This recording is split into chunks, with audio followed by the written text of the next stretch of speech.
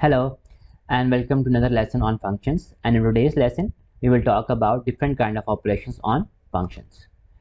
If we talk about operations on functions, there are different kind of operation that we can apply on our function. Some common operations are addition, subtraction and multiplication. If we want to combine our function using these operations, we can combine them algebraically or graphically.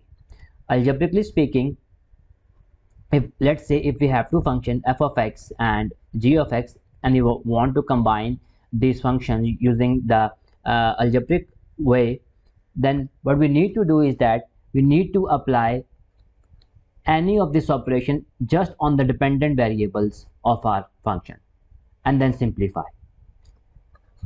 If we want to combine it using the addition operation, we will get some new function as a result of it, f of x plus g of x, and then just simplify it. We only need to solve the dependent variables. Graphically speaking, if we want to combine our functions graphically, we know that we have table of values for our functions. If we have these two functions f of x and g of x, we have our x values that are the independent variables, and we have our function f of x and g of x that are dependent variables.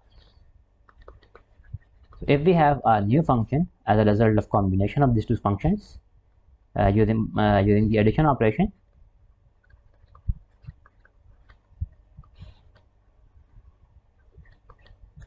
and what we need to do is that we need to look for the identical values of our functions and then add, subtract, or whatever operation we have here on the identical values of the corresponding values of the dependent variable. We need to look for the identical values of our given functions and then add, subtract and multiply the corresponding dependent variable of our identical values to get our new function. So let's take a look at a couple of examples to see that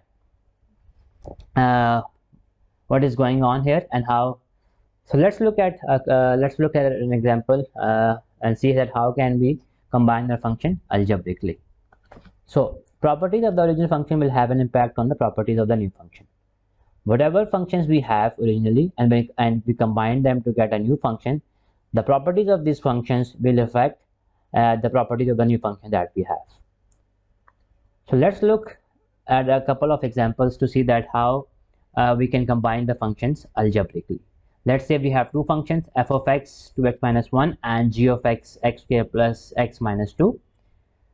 Let's see how can we combine these functions algebraically. First we will be using the addition operations. So in addition, we just write these two functions and add them to get a new function here. Then we combine these two functions using the subtraction operation, and the rule is the same, that we just need to subtract the dependent variable values. You can see that we are only manipulating the right hand side of our equation in case of addition operation and in case of subtraction operation as well. Same rule is for the multiplication, that we just need to multiply these values and get a new function here.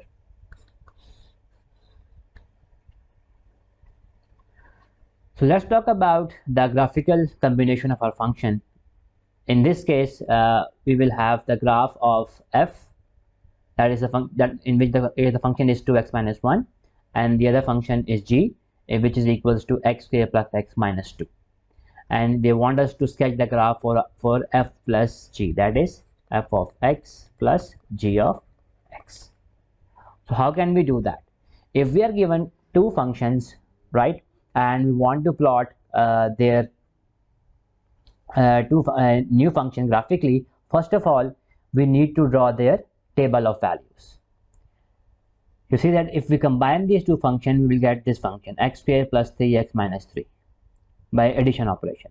But first of all, if we want to plot this function, let's see that what is their table of values. We can take different values to draw the table of values for the first function. Same goes for the second function as well. And when we combine these two functions, we will get a new table of values. And if you see that we have only combined the identical values here, minus 2 and minus 2 here. We have a negative 5 here and a 0 here. The operation on the function is plus, so minus 5 plus 0 gives us negative 5. So what we are doing here is that we are looking at the identical values of our given functions and only combining their corresponding dependent variable values to get a new table of values.